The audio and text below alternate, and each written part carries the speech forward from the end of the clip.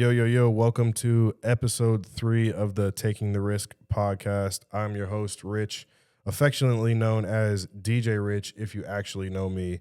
Today, we got a special guest in the house. He's someone that's new to the DJ world, but he's not new to being an entrepreneur, being a creative. Some could say that he's fairly new to the scene, no pun intended. You may know him formerly as the Chipotle God. You might even know him as Young Scene. Wow. Please welcome to the podcast, Sceneamatix. Hey. Oh, I like that. I actually got it correct that time. The last 2 podcasts, I've literally been like clicking it and forget to like move up the fader. So it's like you hear me clicking and just like crickets. So like I'm learning very slowly. How are we doing today? I'm fantastic, man. Fantastic. Good. I see you got your cup of coffee. Oh, yep. There was a very small segment in my last episode with Corey. So I'm going to ask you this. Okay. How do you drink your coffee? Oh, just straight black? Yes. Yes. See, I got called unhinged because I drink mine black with 2 sugars. Oh, okay. Yeah, mine's just black. I specifically like to drink espresso. Oh, okay. Yeah, okay. That's my thing. So you're like Corey, you're a connoisseur. You probably have a frother and like all the like we have an machines espresso machine, but yeah, just straight up. That's it. Okay. Yeah, I just pop mine out of the Keurig, 2 scoops of sugar and just pound it. Just nice. Get ready. Get the day started. Get ready to go. Yeah, that's a way to start the day, man. So I've been seeing you around the scene, no pun intended, for a couple years now. We've crossed paths a couple times. We played couple stages together. Yeah. I know a little bit about you, but some of the people might not. Who is Sceneamatix? Yeah, so I guess first, I mean, I am just a creative of all sorts. I guess I established my name really just from the video world as videographer, cinematographer.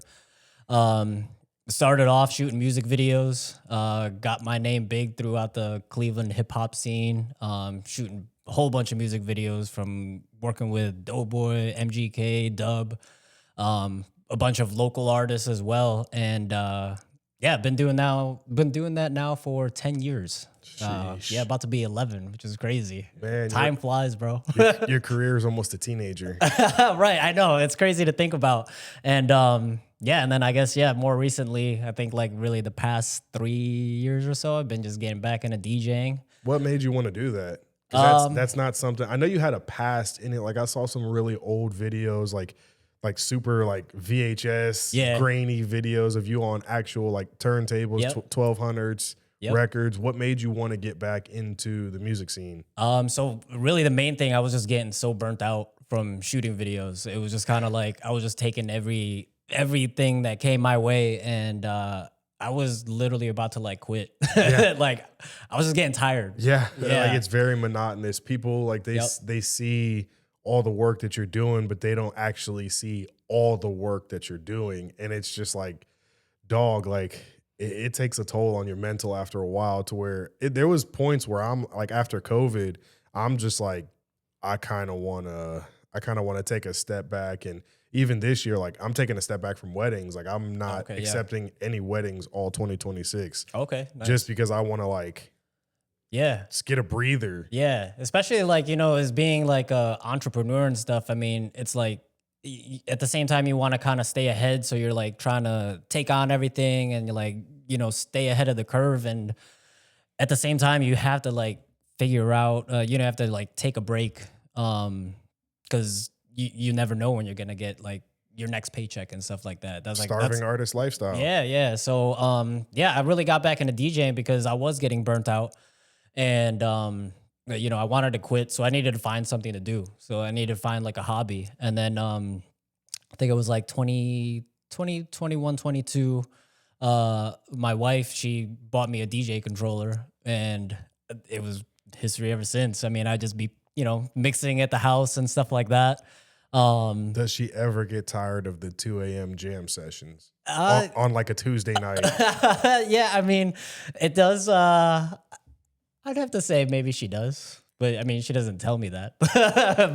but I can imagine, it does get a bit loud at times. But it's Are you a headphones mixer at home or a studio speaker mixer at home? speaker. Same. Yeah. I never understood how guys were able to like formulate and put together like whole like hour set lists in like this small 1 bedroom Hmm. apartment in headphones. It's like, dog, I need to hear it and I need to feel it. Oh Like no, that's like yeah. I can't just like no. I, I've been trying to learn though, like as far as like just do it in my headphones, because I know there's times where I'd be playing venues and there's no monitors, so Oh like you yeah. have to just be able to learn how to do it in your headphones. So I'm one of the very few DJs that actually hates booth monitors. oh really? I hate them unless I'm playing somewhere where the sound dispersion is like very weird Hmm. and I'm getting like a super huge delay and like from what I'm doing to where the sound system is. Yeah. I'm not playing on I'm not no monitors. Really? I want to Okay. have my hearing when I'm 40. No, I respect that. Now, Yeah. like spaces, like, and to give you an example, spaces like Forward, Hmm. where the production is so huge and it's so big, Yeah. like the speakers there are festival grade. So, like, Oh yeah. if you've ever played in Forward's main booth, like, if you're standing there with no monitors on, Hmm. that like the sound travels back to the railroad track wall and it bounces back and it just It's like a delay. it echoes and it just oh shit it rattles, so it's like you have to use the monitors in the Forward booth. Oh okay. So Yeah. situations like that I'll use them, but places like Ivy or Barley or Lost, like Hmm. if I don't need to use it, I won't. Like if it's a dead night, Yeah. I won't use them. Okay. Sometimes like you'll run into this issue Hmm. in your career. Sometimes you'll run into venues where the DJ monitor speaker is like a fill speaker because it's like a dead zone in the club or the venue or wherever you're at. Hmm. So you almost have to use it. Oh okay. And yeah. It's, I don't like using monitors because I don't know. Have you ever gone to like a festival or a club or something and the next day you wake up with like a huge headache? yeah. I mean, I have in the past, but like now I always make it a thing to like wear earplugs. Yep. So yeah, that's I don't know how I did it before. Like I just go to like festivals and stuff. No earplugs at all. just But like, raw dog. yeah, raw dog it. And it's wild because like now that I wear earplugs, it's so like relaxing at night. Like I feel like you can almost enjoy the music better when you're going as a music goer, not actually working. Because I don't wear earplugs while I'm actually DJing. oh okay. I feel like it kind of disconnects me a little bit too much. Mm. But I feel like you can enjoy the music a lot more. Like if you're going to like EDC or like Lost Lands or something, and you're actually wearing ear protection. Oh yeah. I feel like it's so much more enjoyable hearing all the music. Oh yeah, for sure. I don't know how some people do it. Like I'd be looking around the crowd and they're like no earplugs at all. Like I don't know how people stand front row at the barricade raw dogging it. It's yeah. like, yo, you do not care about Yeah, yourself at all. Like, I definitely want to have my hearing, as I'm older for sure. And like that point you made with being disconnected. Sometimes I have like in ears. yeah. I've used those a couple times, but like I always end up just like taking them out just because like that's the thing. Like you feel disconnected Yep. from like everything. So but I've- I do wear earplugs when I DJ. But granted, I do kind of turn up the booth monitor Oh, kind of pretty yeah. high. So Yeah. so yeah. I've never been an in-ear monitor person. I've always been a over-the-ear headphones. Yeah. And I'm like one of those wonky people. Like at the beginning of my career, I was like doing this Mhm. and then like started doing this. And now I'm like in the phase where I'm like doing this. Oh, okay. Like, so I've gone through multiple phases in my career where I'm just like, The different headphone. yeah. But I've never done the in-ear monitor thing. I just felt like the drivers on them were too small. You can't get like a a wide range of frequencies. Like you definitely can't get enough low end in I agree. hearing what's going on. Like I feel like they're just kind of, the idea is good, but it just isn't Yeah, fully there I just have yet. like $100 ones, and I thought they would be good, but like after like using them for a while and then actually getting these, Yeah. man, it's like a change. Like, cause here with these, like you could hear the bass and stuff like Oh, that, so yeah. you could actually hear things. But I'm sure if you spend a couple more $100, Oh, it yeah. probably does sound better. But Yeah, I've been seeing some of those IEMs. They like the custom fitted ones. They're like $1,600, yeah, that's like crazy. and I'm just like, dog. Like I could spend $1,600 way better than, because these were after shipping and tax like 200. Right, And yeah, I got yeah. to custom make these. Like I got to pick the drivers, the headband, like the which pads I cups and wanted, stuff, like yep. the cable. I got to pick everything. Yeah. Granted, like I had to put it together, which I wasn't happy about, because it's like, I'm buying this. Yeah. It should come already put together. But Right. companies got to save on labor costs somewhere, I guess. Yeah, I guess. But moving on to a segment that I haven't really done too much on this show. Okay. Granted, that's not speaking too much because this is only my third episode. But I want to do a rapid fire. Okay, nice. It's just a couple questions of basically this or that, just so people can kind of get to know you a little bit better. Max Styler or Wax Motif? Oh yeah. I'd have to say Max Styler. Walker and Royce or Odd Mob? Odd Mob. Drake or Kendrick? I'd have to say Drake, but Kendrick definitely won the battle. Okay, I agree Yeah. with that. I think I listen to Drake more, like but that battle, yeah. I've always said Drake has made more relatable music to me, but I agree with that. I Yep. personally think Kendrick is the better lyricist. Yep. That's Yeah, just me. for sure. Shit, the next question is like really obsolete because we already covered it. Black coffee or a latte? Yeah, black coffee. This question will hit very close to home for you. Sony or Nikon? Ooh, Sony. What's crazy is I started with Nikon. Really? Yeah, started with Nikon. See, I feel like everybody starts with Canon. Yeah, I know. I was different. I think it was a Nikon D5300. Yeah. I'm gonna pretend like I know what camera that is. Yeah, well, all the camera people, if you know what that is, that's what I started with. CDJs or turntables? Oh yeah, I have to say CDJs now, but I mean like the turntables, that definitely has like, it's like different. It has more of a, I guess it depends on what you're doing. Well, no, this is for you. Oh, for me. Yeah, Oh, for okay, you. yeah, CDJs.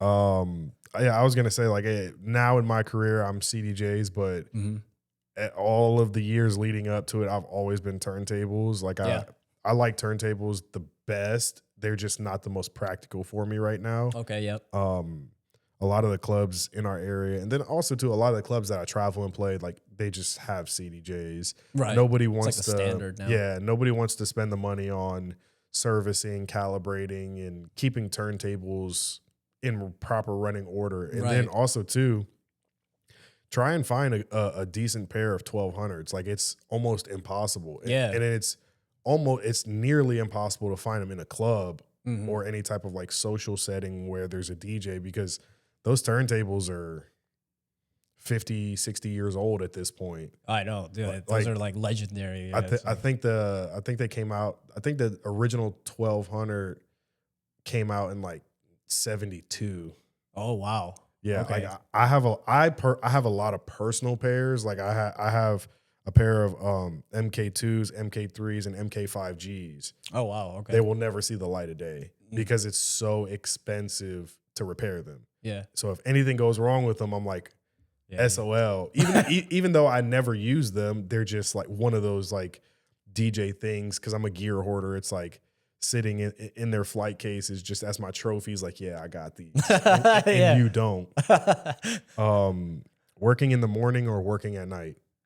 Morning. I'm a morning person nowadays. Really? Yeah, I wake up like at 6 in the morning, 6, 7 in the morning. I just like naturally wake up that time now. Even with like the long night, late nights, like playing after hours and Yeah. doing all the like. Yeah. I mean, granted, I don't really play like super late a lot. I mean, I'm sure it's gonna happen eventually, but yeah, I don't know. Nowadays, like, I think that's part of the reason why I was getting burnt out too from like editing just super late at night, Oh and I yeah, had to change that. So like yeah, now, yeah, I'm up early in the morning. I probably fall asleep though, like around midnight, yeah. but yeah, I feel like as a working DJ, you kind of have to keep somewhat of a late bedtime because you don't want to go to sleep at 8 and then throughout the week and then hmm Saturday hits and you're on at midnight and you're sitting there yawning during your set and people are like, yo, are you taking this serious? Are you really here right now? yeah. Like what's going on? I've always like my entire career I have struggled with my sleep schedule, Oh really? and Okay. having kids did not make it any easier. Oh Like yeah. my kids wake up at 7 a.m. on the hmm dot. Does not matter if I walk my ass through the door at 5 a.m., 4 a.m., 2 a.m. Those crumb snatchers are up at They're 7 just up. a.m. And if I don't get up and let them out of their room, Yeah. or their mom doesn't get up and let them out of their room, they're opening that door, they're coming in our bedroom, and they're That's like your alarm clock. jumping on us like that, literally. So, um, beach or the mountains? Mm, that's a good one. I'd have to say beach. Really? Yeah. Hmm. I'm a Although I want to be like, I love like, I just haven't been to the mountains that much. But I'm a mountains person. okay. I like the cold rain, forests, like Oh, okay. yeah, beaches are so overrated to me. I mean, like Yeah. dog, like you get out of the water, you drying off and you're trying to leave and you still got sand on your feet. Like like what is that shit? Like there's no way not to get sand on your feet. And then you try and put some sneakers on and it's like super hard because your Uh-huh. feet are wet. Like no, I think it's just in my blood. I'm Filipino, so like it's a tropical oh area. yeah, So, yeah, yeah. There you so I go. think that's why. So the sand doesn't bother you. Yeah, no. I love hot weather. I love it when it's like 90 degrees. I love Yeah. September weather. September weather is like, well, I mean, it makes sense because I was born in September, but Oh, okay. like just like the little bit of cool air, not super hot, Yeah. sun's still out. We still have decent amount of like sunlight. Like Yeah. daylight savings hasn't hit yet. Like Yeah. I think September is the perfect weather. McDonald's or Burger King? Burger King. Or no. My bad. McDonald's. Why? Why the hesitation? It's just McDonald's. It's like my wife and I, whenever we go out to like a music festival, McDonald's is like our favorite thing to get. Like Really? after like on a Sunday, like when the festival is done, we get like Big Macs. Oh, there you go. Just pig out with a Big Mac and fries. You ever been to Chicago? Yeah. Have you ever tried that?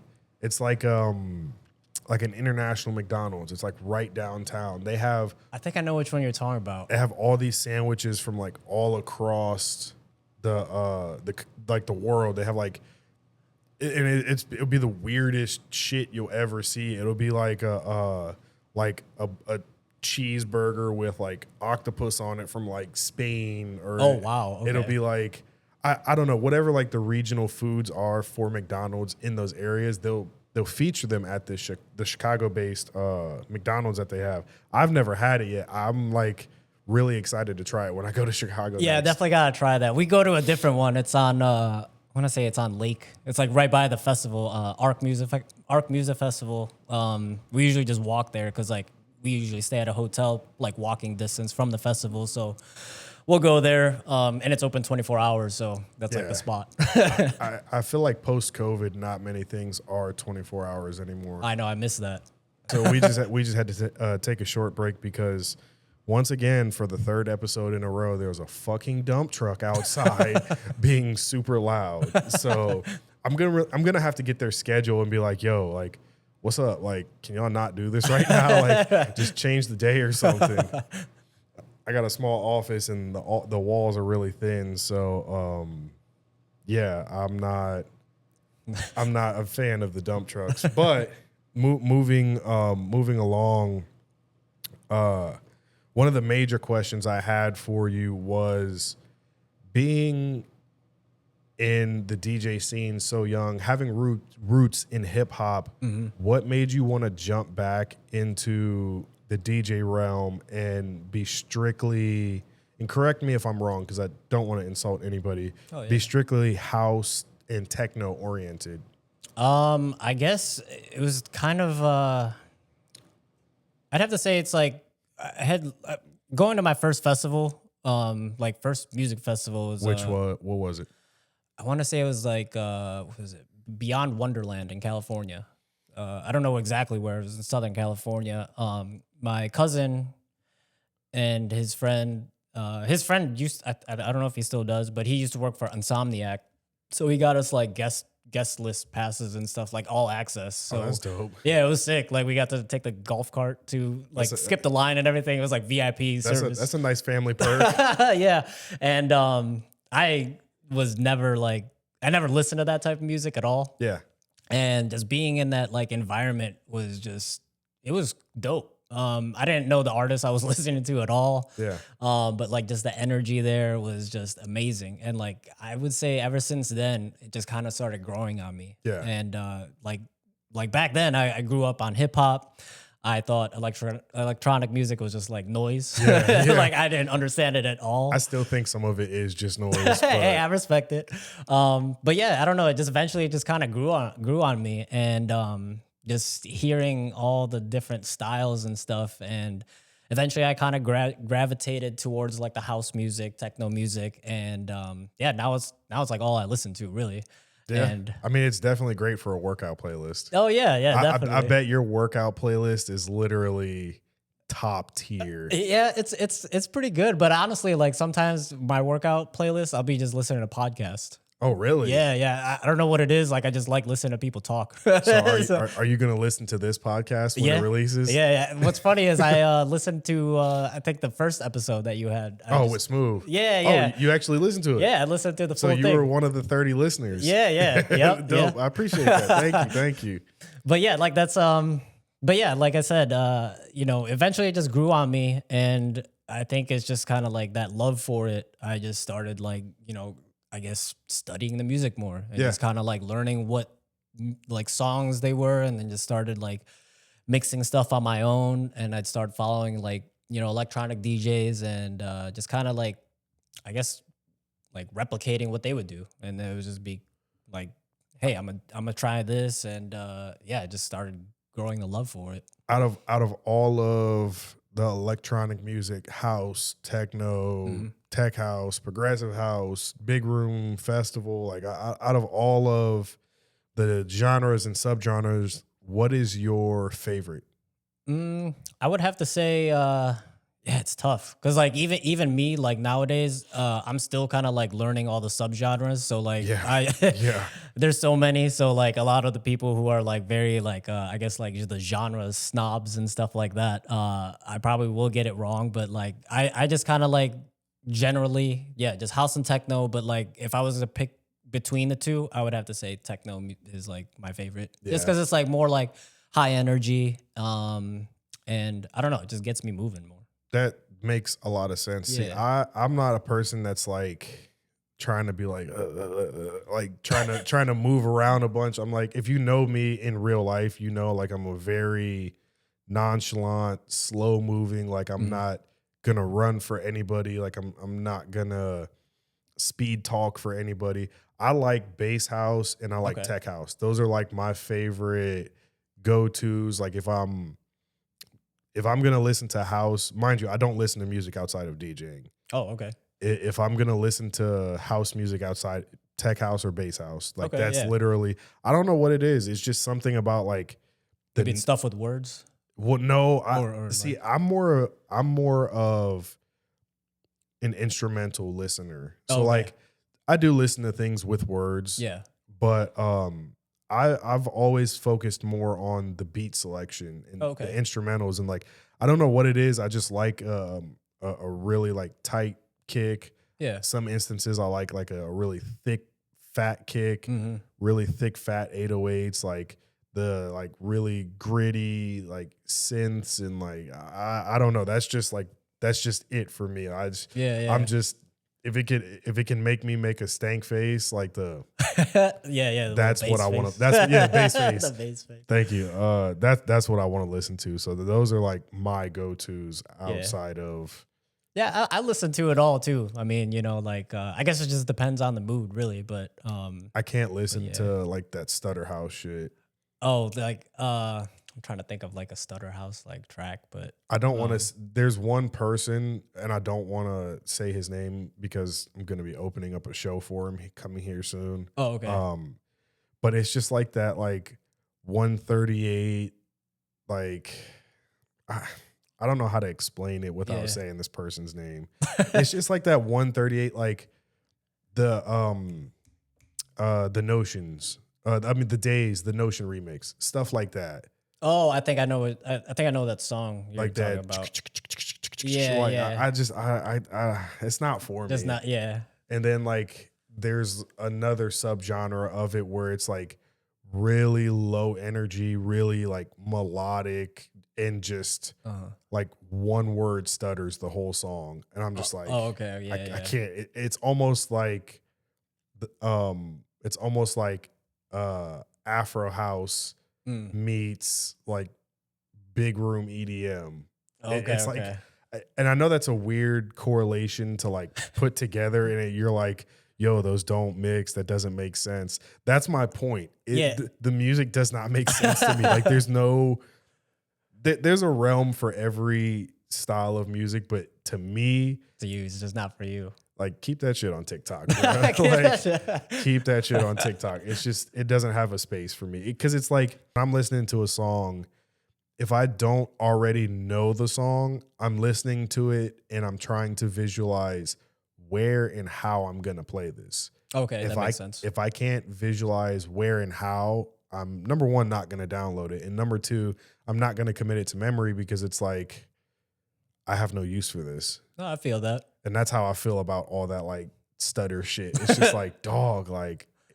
It just doesn't make sense for you. Yeah, I don't have any use for it. So it's just, but getting off of me, because I just have a tendency to ramble on about myself. And this podcast is not about myself. Going back to you, what is one of, I don't want to say you're like, what's one major gig that you would love to play? Something, obviously everybody wants to play Tomorrowland. Everybody wants to play like EDC. Out of the festivals or like super high profile events that aren't well known, like I said, Tomorrowland or EDC. Outside of those, what's something that you want to strive to be able to play, and like when you get there and you're able to play it, you're like, yo, like this is what I wanted? Yeah, that's a good question. I guess, I mean, it is a festival still. Like, I mean, I guess it is kind of like big, but like a movement festival in Detroit. I was gonna say Detroit. Yeah, I've heard of that. Yeah, I love that festival. It's like kind of like more like low key. It's like everything is all kind of close to each other. The city of Detroit is just it's the home of techno music. I would love to play there. But really just in general, just to be able to just play a festival in general would be just sick. Like just having a big crowd like that is just insane. So it's like, I think that would be just sick. Cause I've just been playing, like smaller events and stuff like that. Little bars and stuff like that. And I mean, more recently, I've been able to play some bigger events as well.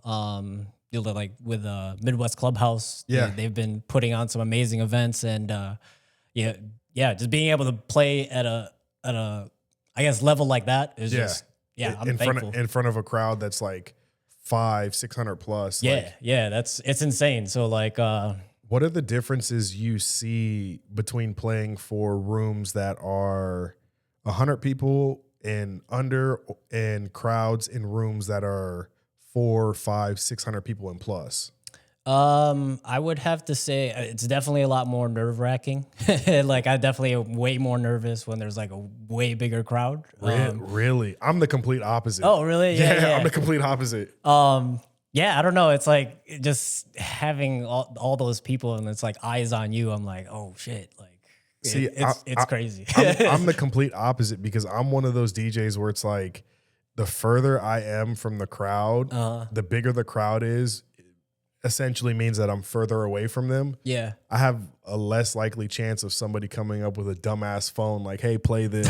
Yeah. So Okay, I see that. I can like easily ignore people when it's a big ass crowd. Okay, yeah, I could see that. Yeah, I don't know. I feel like just playing the bigger crowds, it's definitely yeah, like I said, a lot more nerve wracking, but like at the same time, it's like I feel like it's just way more rewarding because it's like you feel everyone's energy, Yeah. and I just get way more like excited. I guess Bro, like I'm trying to figure out the right way to word this. mm-hmm. When you're a producer and people are coming solely to see you, Yeah, this type of moment's not rare. But when you're on the come up and you get an opportunity to play a stage like that and people aren't coming to see you, when you can get, I'll say about like 70% of the crowd to enjoy one song, mm-hmm. because being able to like read the room and get a lot of people play a specific song that a lot of people will like, the majority of the people in the crowd, is a very rare occurrence. Like not everybody's going to like what you're doing. They're not going to like what you're playing. Yeah.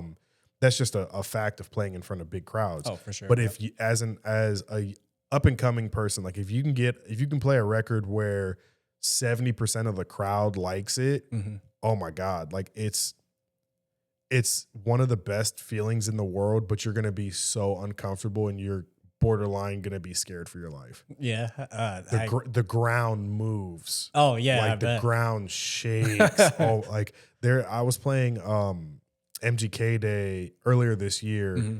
I forget, what was it? Mall B, Oh yeah, Mall yeah, C. yep. It was the biggest one they've had. It was like 6,000 people.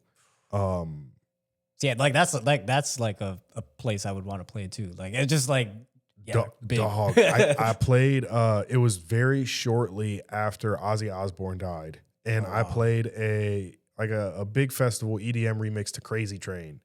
And bro, when I tell you, I was sitting there like I was borderline about to say like, "Hey, like get on the microphone and be like, hey, you guys, like stop jumping. Like you're making me uncomfortable." Yeah. Like the whole ground was flexing. There was reports that came out a couple days after the MGK Day that after Kells went on stage when he was playing what song was it?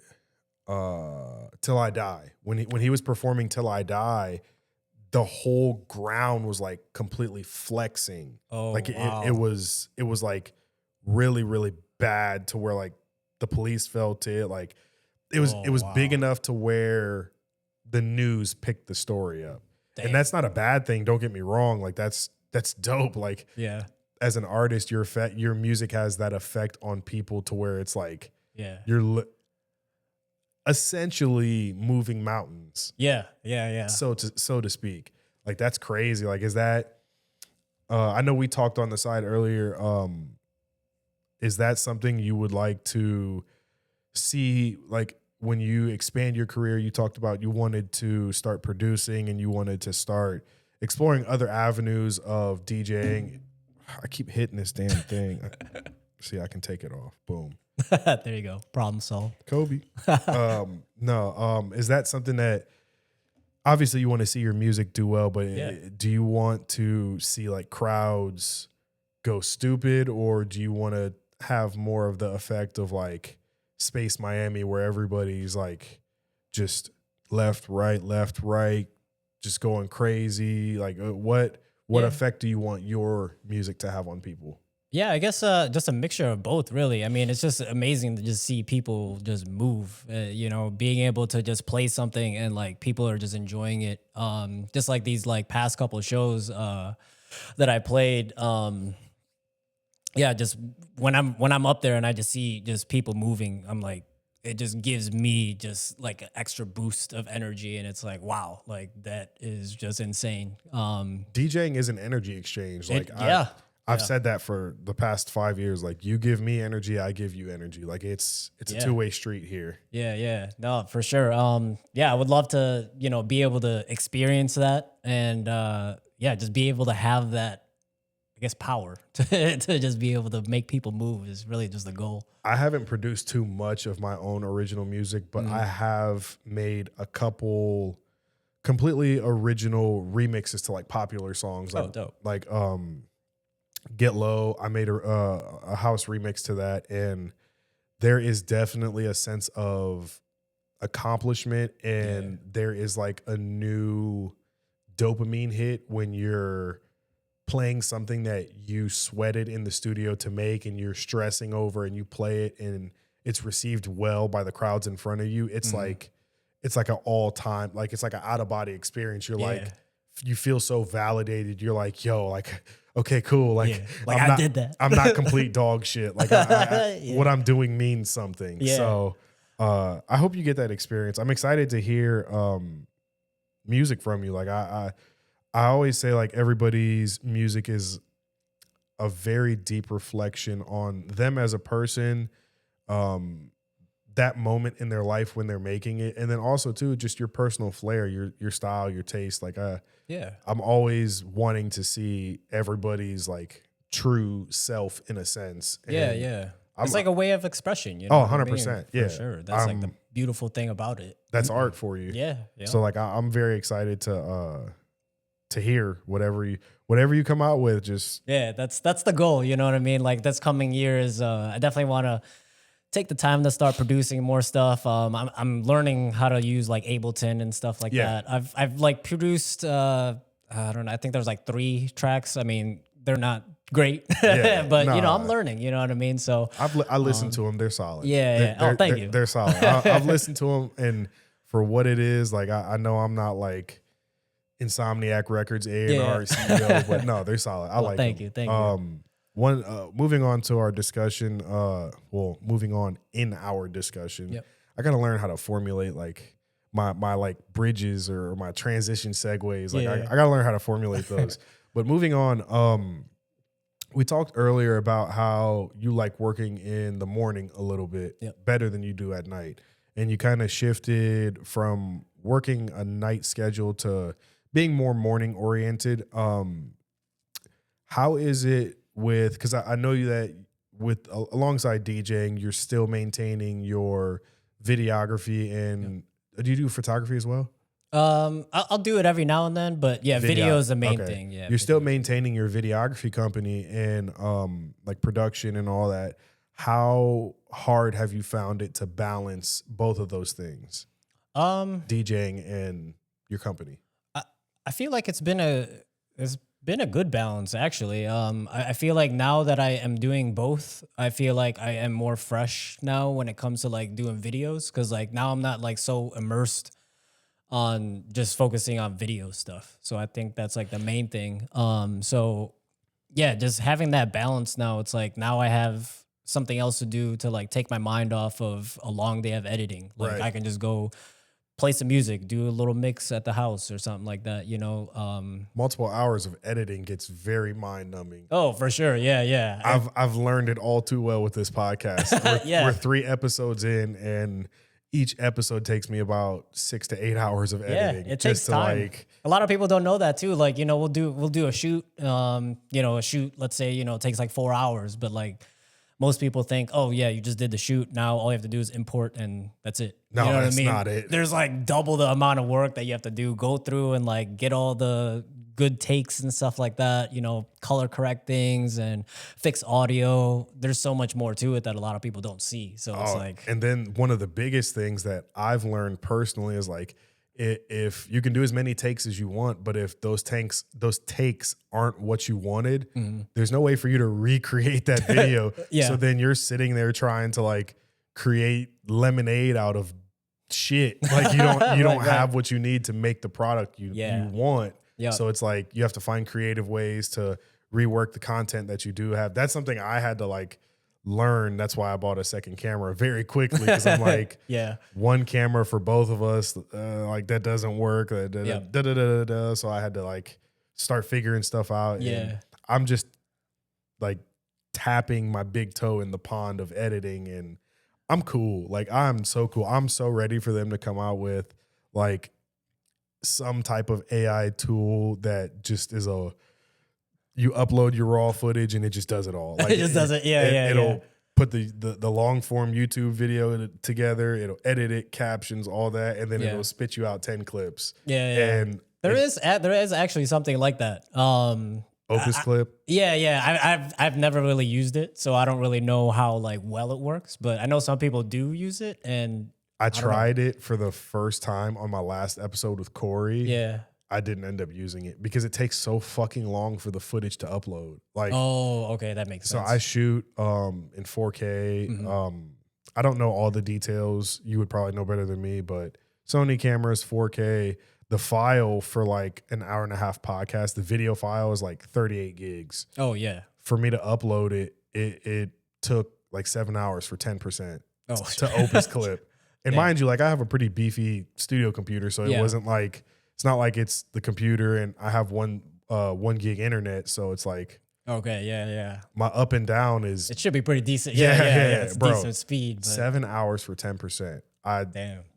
Fuck that. I'm not until they make it better. I'll just be doing it. But I definitely will say this: it has showed me a new appreciation for all of the videographers, photographers. Like it really shows you how much work is being done in the background that nobody sees. Like I can't tell you how many times I've heard stories from like horror stories from photographers where they'll do a like a nightclub shoot or whatever, and the next day the person that hired them's like, yo, I need those pictures right now. Oh man. Like dog, it's been 8 hours. Like relax. Like why are you so? I'm pretty sure you've gone through some experiences like that. There's been plenty of times where people like hit me up the next day and is it done yet? Yep.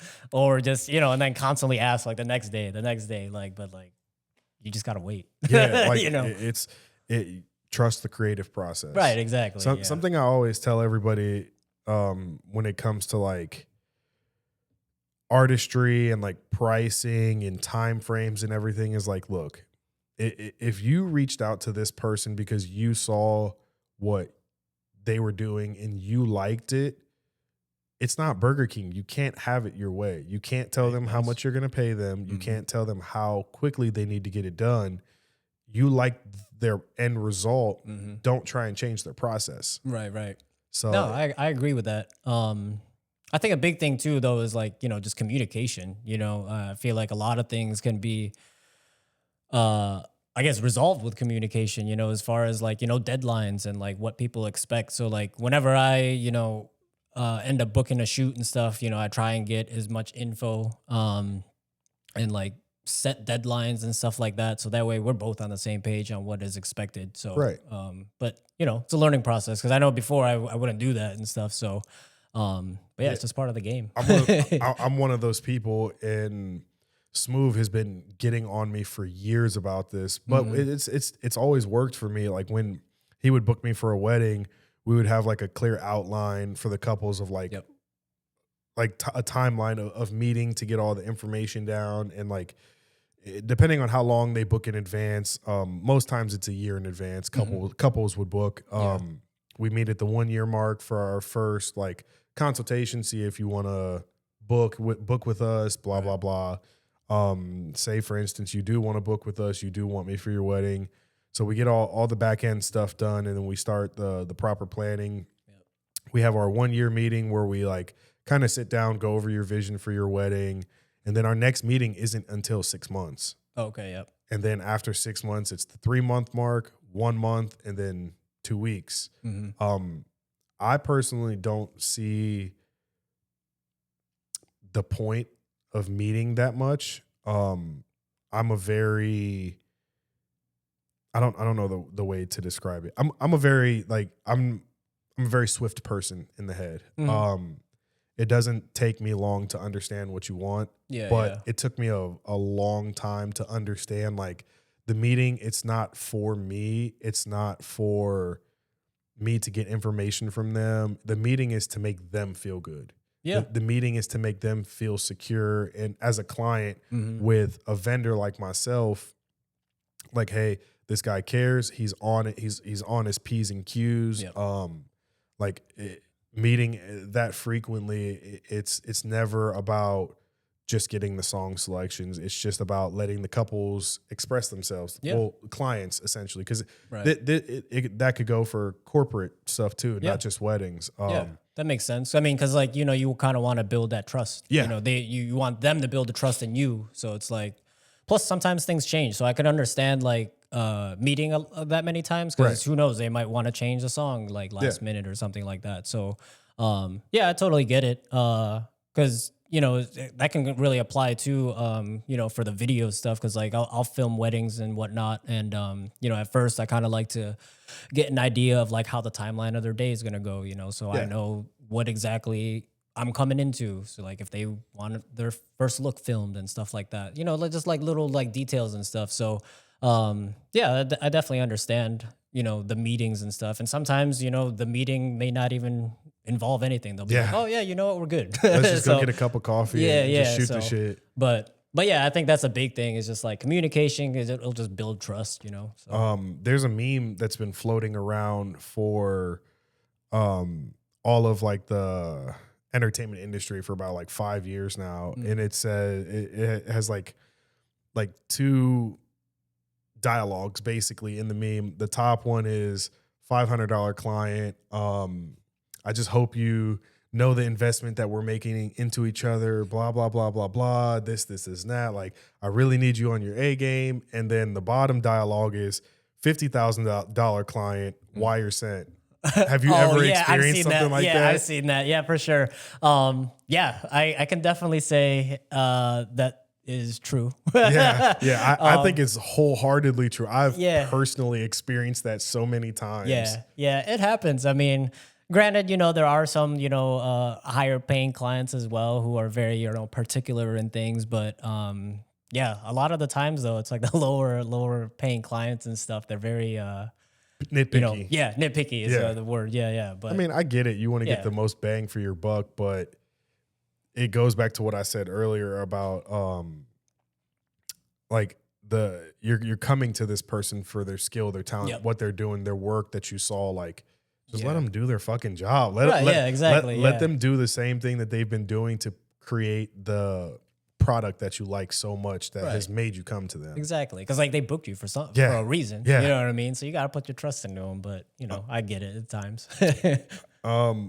Moving on in our discussion, what are some things that you see for your DJ career? Like obviously we've talked about you want to start producing. It would be killer to get on some stages. Are there any like things in the meantime that you see yourself pursuing, like avenues? Like do you have any new projects? I know you were doing TBA radio for the Yeah. longest. And for the people that don't know, and you can correct me if I misspeak at all, TBA radio was electronic music based. Yep. And from what I saw from a distance, it was pretty much you were traveling to very unique locations and playing pop-up sets. Yeah, And yeah. you would have guests.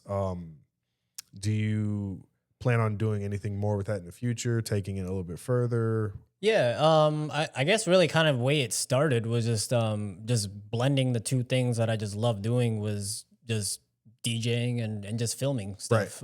So I definitely want to like grow that more. Not necessarily just to do like pop-up events and stuff like that, but I would love to like work with bigger DJs and film their sets. Yeah. Because I like have all the gear, so like why Yeah. not? Like Yeah. hey, like if you need content and stuff, I want to be like I guess like sort of like a media thing for One-stop for- shop. yeah, for like electronic artists and stuff.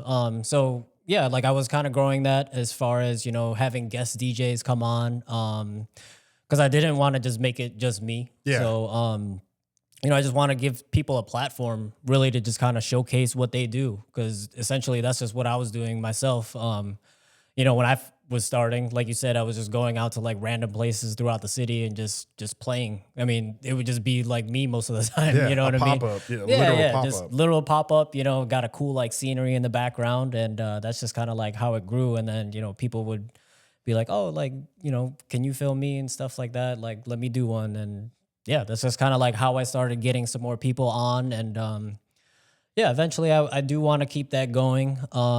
I I do just keep filming my sets too, but eventually the goal is to, work with bigger artists, film stuff at festivals and Yeah, film stuff like, bigger clubs and stuff like that throughout the US and maybe even the world. that's dope. So, That's definitely a tall task yeah, because yeah.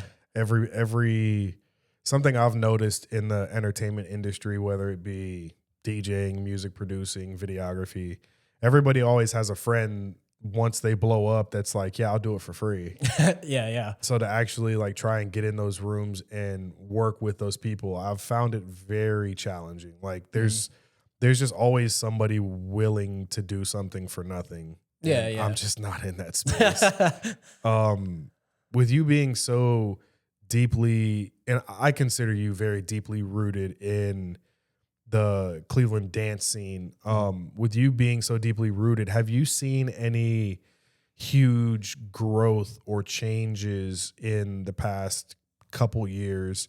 Have you seen like the Cleveland dance music scene? Have you seen it rise and get better, get worse? Like, what do you think the state of it is? Yeah, I have definitely seen a big growth in just, I guess, really just the electronic music scene in general. Granted, I would say I'm pretty kind of new in it here. I would say I think it's safe to say that you're a staple. Oh well, thank you. That's I know that's my opinion, Yeah, yeah. but I see everything. I watch everybody. In my opinion, you're a staple. Well, thank you. Because I just remember when I first started, I think it was like 2022, 23. I remember playing like my first little open decks event. Yeah. It was down in Was it Subculture? yeah, with them, Yeah. with John Yep. Doe and them.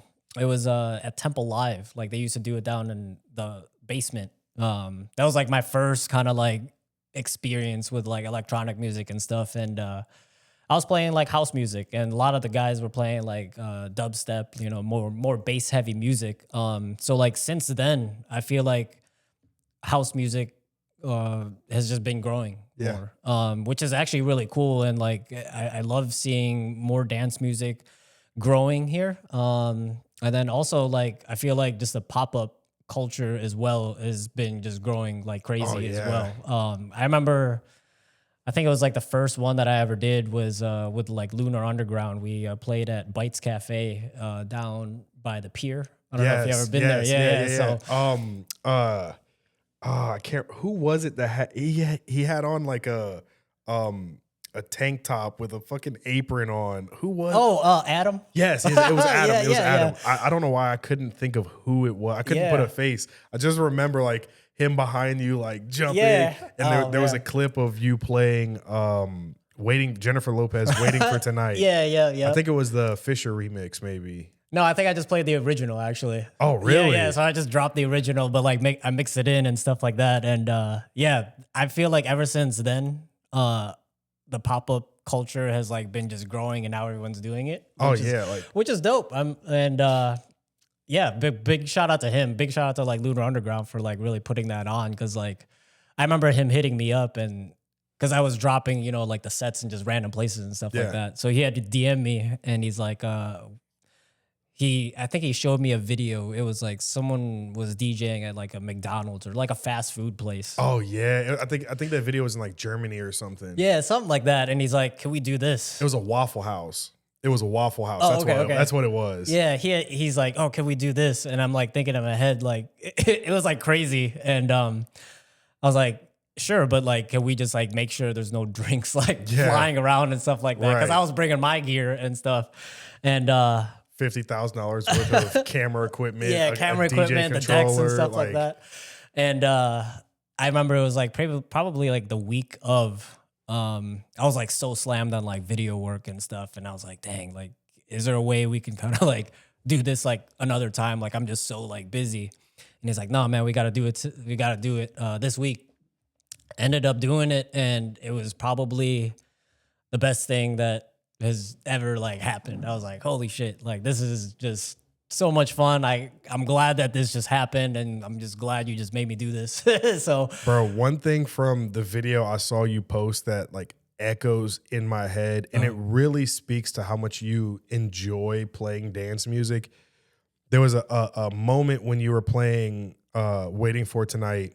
You cut the fader and everybody was screaming the lyrics. Yeah. And literally right as her chorus ends, you just hear you going, woo, and then you flick the fader back up. Yeah. I'm just like, yo, this guy really loves this. Like he's breathing this right now. Like it was an unreal feeling, man. Like, cause I just remember going into there and I did not know what to expect. Like, I thought I was just gonna be playing just like music and like maybe just a few people would come through. But like, I was setting up. I'm like thinking in my head, like, oh yeah, I'm just gonna play some music. But like more people just started coming through. Like they brought the crowd and everything, and everyone was just vibing. And I was like, wow, this is just yeah. So, but then. Yeah, then he hit me up for the second one. We did it at the Rice Shop in Van Aken district. That was super fun. The cops ended up coming there. I saw that. Yeah.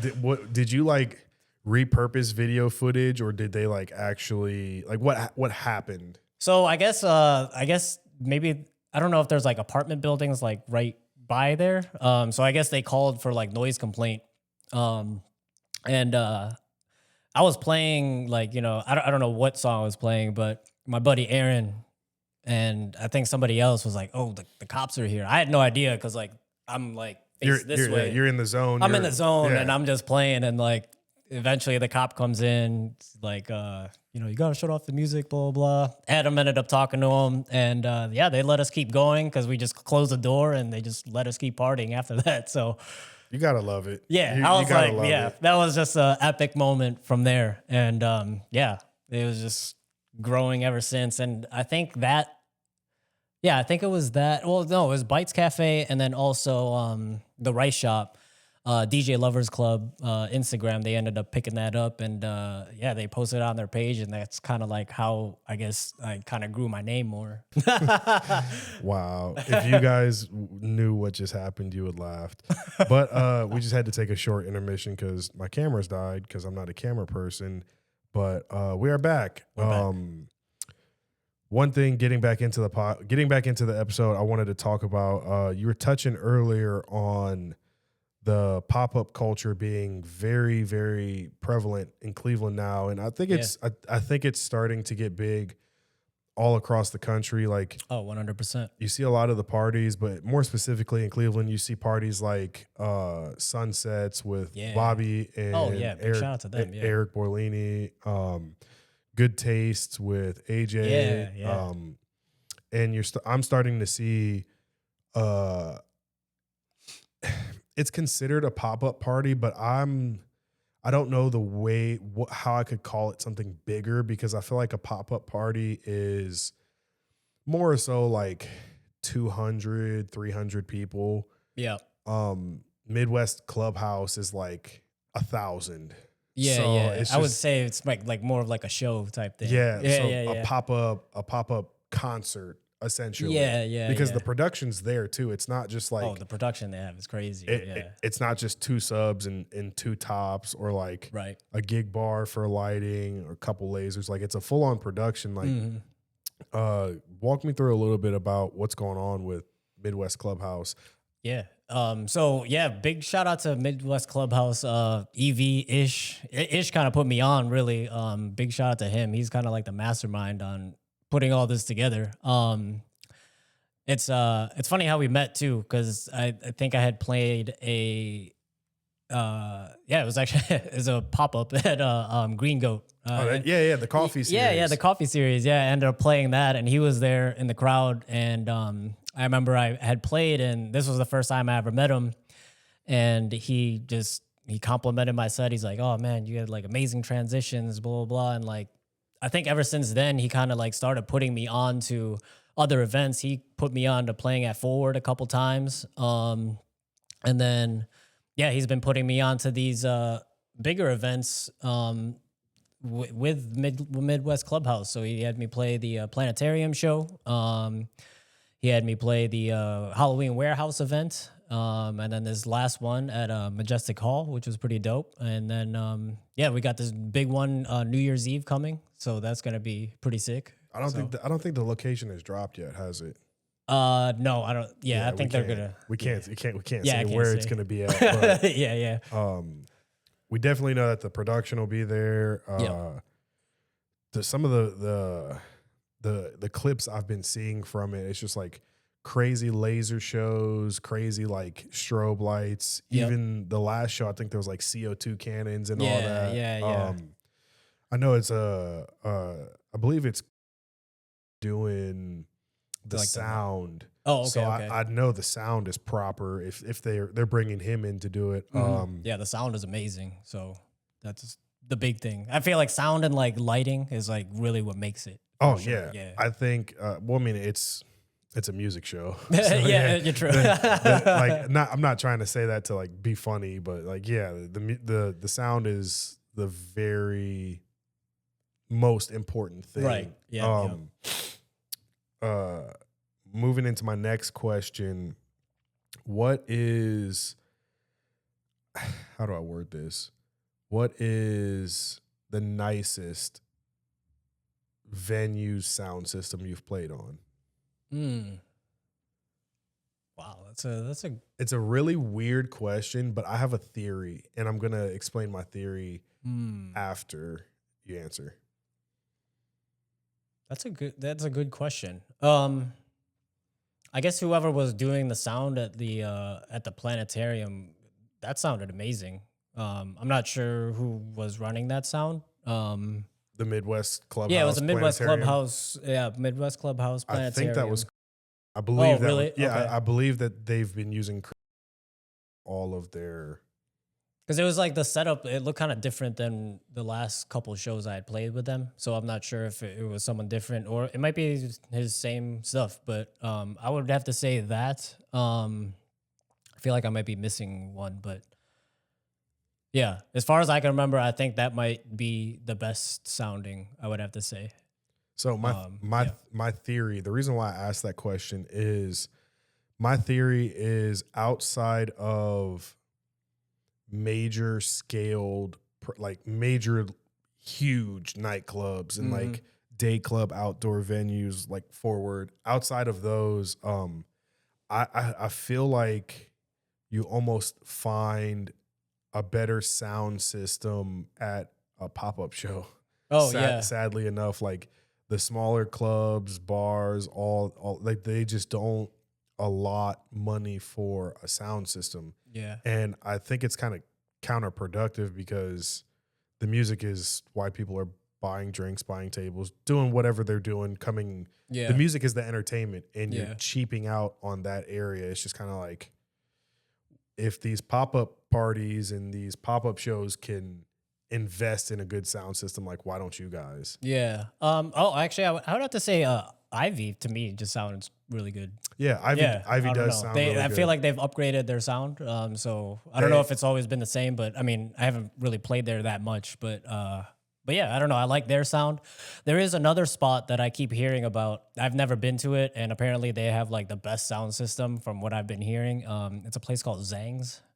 Zangs. It's like it's in like the Chinatown district, I want to say. I'm not familiar. Yeah, I guess it's like a new spot, and they have like the Void sound system. Rip. Yeah, that's what I hear. So Word. yeah, that's what I hear, and everyone's been like saying how amazing it is. So I definitely want to check that place out. So I'm gonna have to check that out because that yeah, I don't think I've ever actually heard a Void system in person. I've heard about them, yeah, but I've never actually like. that's what I've been hearing is like that place has like the best sound. I think I want to say it's like off Pain or somewhere in that area, but definitely a place that I definitely want to check out. So I don't know if anybody else has been there. I mean, I'm sure they could probably attest to that. Right.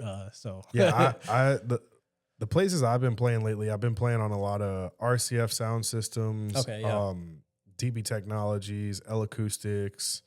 I'm a fan of L Acoustics, like without getting into like all the super nerdy stuff. That's not what this podcast is about, and I'm pretty sure people don't care. But yeah, I like the L Acoustics. They're crispy. You can hear Oh, yeah. everything. See, I'm not familiar with the names, but I know like RCF is like Yeah, a good one. So. Ivy sound system is RCF. Oh, okay, So nice. their whole club sound system is RCF, and their booth monitoring system is actually QSC. Oh, okay. They have two QSC, I believe they're 18-inch subs in the booth, and then two QSC K12s sitting on top of the subs for your higher frequencies. Oh, okay. But no, they did upgrade, and I really feel like that booth monitoring system at Ivy is like, Yeah.